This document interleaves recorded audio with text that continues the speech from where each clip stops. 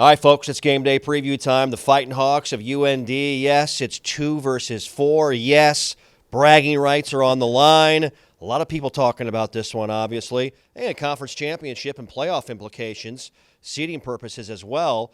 Cole, this is a UND group. They're a veteran group. You look at the key players for them, juniors, seniors across the board.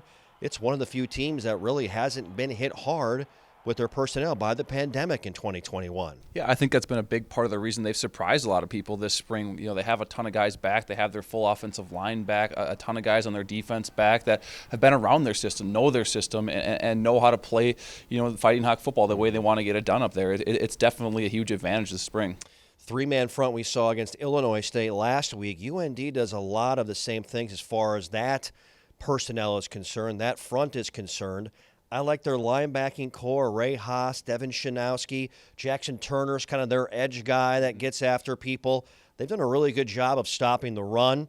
What kind of challenges does that look pose? And we saw something similar last weekend. Yeah, I think we saw it last weekend when, like you said, they bring a lot of different pressures. They have that odd man front out there, but they're going to move their linebackers around. They're going to use those guys, use that athleticism to get vertical. They like to penetrate, get you off your spot back there. And I think they're going to see a lot of things that we saw from Illinois State. So whatever worked for them last week, I expect to see again this week. Yeah, veterans in the secondary as well. Jordan Kennedy at safety, C.J. Siegel, Evan Holm at cornerback. So as we mentioned, a veteran group starting as we talk about this defensive side of the football. Here's freshman quarterback Cam Miller talking about UND's ability to stop the run, how the Bison may have to adjust.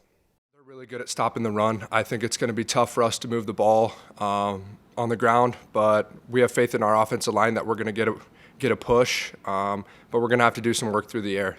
On the offensive side of the football, with some personnel tweaks, their offensive coordinator, Danny Freund, former quarterback great at UND, he slowed things down. They used to be up-tempo back in 2019. Now you're seeing a lot of trade shift motion. Their offensive line is veteran. And they got a quarterback in Tommy Schuster, who's the offensive player of the week. Where do you start with UND and what they're doing well on the offensive side right now? I think it all starts with the offensive line. Like you said, they have a veteran group up front, but they do a great job of double teaming and getting vertical. Their zone blocking scheme is really good. They win those double team battles and are able to cut off linebackers and open up some holes for a really good running back. So I think it starts up front for them for sure. Yeah, as we told you, Schuster player of the week, doing a great job, 69% completion percentage. And Otis Weah from Moorhead, he's a bowling ball, a tough guy to bring down. And I'm also a fan of Luke Skokna as well with his burst and what he's done for them running the football and also in special teams for this group. The Bison, they'll be ready as Jackson Hankey describes this UND rushing attack. And also Spencer Wagee, what kind of a start can the Herd get to put the Hawks on their heels? Otis Way does a great job running the football. I think their coaches do a great job schematically, finding ways to use trade, shift motion to get defenses in bad alignments, with poor eyes, undisciplined type of stuff. But, they've done a really good job. It's going to be a big challenge for us to be disciplined in hitting our run fits and having good eyes and then tackling as well. I think it's important, just like it is every week we go out there. As a D-line, I know we always talk about that we can kind of control the game. We kind of can set the entire tone for the entire defense. So it's very important for us to get out there and make a big play right out of the gates.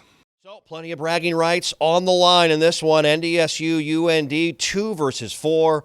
Give me a key from your perspective for the Bison against the Hawks on Saturday. I think the biggest key is turnovers. We haven't been great with the turnover battle all year. UND's given the ball up a bunch as well. I think whoever wins the turnover battle wins this game today. Yep, a lot of ways to catch this one, obviously, with us and Phil Hansen on the radio side. Network pregame at 2 p.m.